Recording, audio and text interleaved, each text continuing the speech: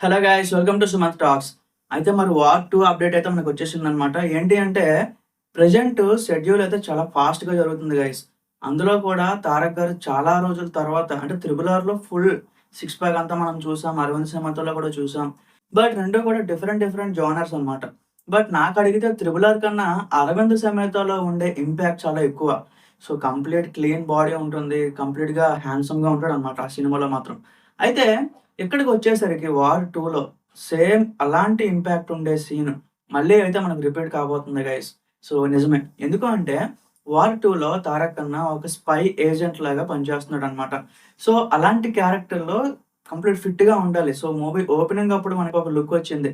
So, రీసెంట్‌గా కొంచెం look అటు ఇటు అయింది గానీ, మూవీ స్టార్టింగ్‌లో వచ్చిన లుక్‌తో ఒక సిక్స్ ప్యాక్ బాడీ పెట్టుకొని ఆల్మోస్ట్ ఒక 100, 200 మంది ఉంటారేమో. సో, అగైన్ ఎనిమీస్ వాళ్ళందరితో కూడా ఫైట్ చేసి ఒకరిని సేవ్ చేసే ప్రాసెస్‌లో ఇప్పుడైతే ఆ షెడ్యూల్ అంతా నడుస్తుంది.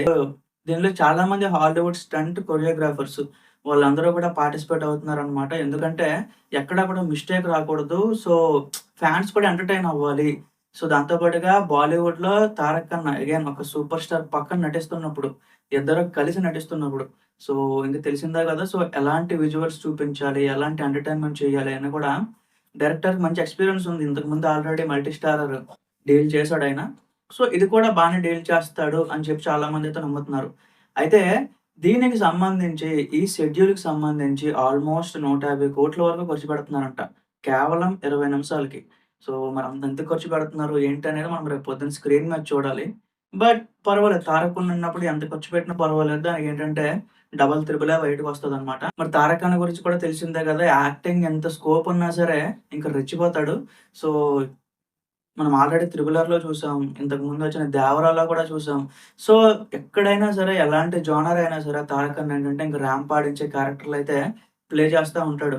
But for the first time ఒక పోలీస్ ఆఫీసర్ అనుకోవచ్చు, లేకపోతే ఒక స్పై ఏజెంట్. సో, మనం ఇంతకుముందు 'బాద్‌షాలో' చూసాం గానీ, అదేంటంటే జస్ట్ అంత సీరియస్‌గా ఏమి ఉండదు గైస్. జనరల్‌గా ఒక కామెడీ పర్పస్ మీద ఉంటదే తప్ప అంత సీరియస్‌గా ఏమి ఉండదు. బట్ ఇక్కడేంటంటే కంప్లీట్‌గా ఒక సీరియస్ స్పై యాక్షన్ థ్రిల్లర్ అనమాట ఇది. 'హృతిక్ రోషన్‌కి' అలాగే 'తారక్' గారికి మధ్యలో వచ్చే సీన్స్ ఇంకా నేను చెప్పినా వేస్ట్. చాలా బాగా వచ్చినాయి. సో, అంటే ఇంకంత మంచిగా మేము ఎంటర్‌టైన్ అవుతామంటే నిజంగా చూసిన తర్వాత 100% సాటిస్ఫై అవుతామనమాట. సో, చాలా నమ్మకాలైతే ఉన్నాయి సినిమా మీద. సినిమాకి సంబంధించి చాలా అప్డేట్స్ అయితే ఉన్నాయి. ఎస్పెషల్లీ మే నెలలో చాలా మంచి అప్డేట్‌లయితే ఉన్నాయి గైస్. మీరు నా ఛానెల్ సబ్స్క్రైబ్ చేసుకొని రెడీగా ఉండండి. Thank you.